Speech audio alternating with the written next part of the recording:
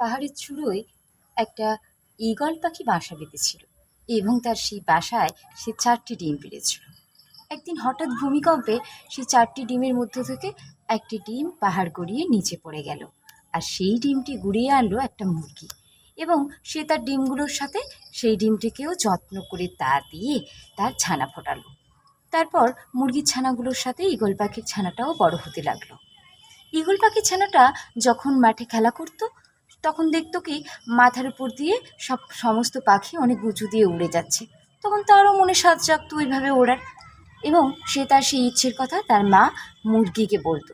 মুরগি বলতো, আমরা মুরগি, আর মুরগিরা অত উঠতে পারে না, আর তোমার সেটা মনে রাখা উচিত, আর কখনো ওদের মতো হওয়ার চেষ্টা করো না, তুমি পারবে না। এইভাবে তার মনোবল ভেঙে দিত, এবং সেও সেই মতন নিজেকে তৈরি করলো। সে মনে এইটা বিশ্বাস করলো যে সে কোনোদিন উঠতেই পারবে না। এইভাবে তার একটা জীবন পুরো কেটে গেল, অবশ্য সে একদিন মারাও গেল। তো বন্ধুরা, এর থেকে কি বুঝতে পারলে? কখনো কারোর কথা শুনে নিজের স্বপ্নগুলোকে, ইচ্ছেগুলোকে ভুলে যেতে নেই, তার থেকে পিছিয়ে আসতে নেই, লক্ষ্যচ্যুত হতে নেই। আর যদি নিজের স্বপ্নগুলোকে সত্যি করতে চাও, তাহলে কঠোর পরিশ্রম করো এবং সেই লক্ষ্যে দৃঢ় থেকো।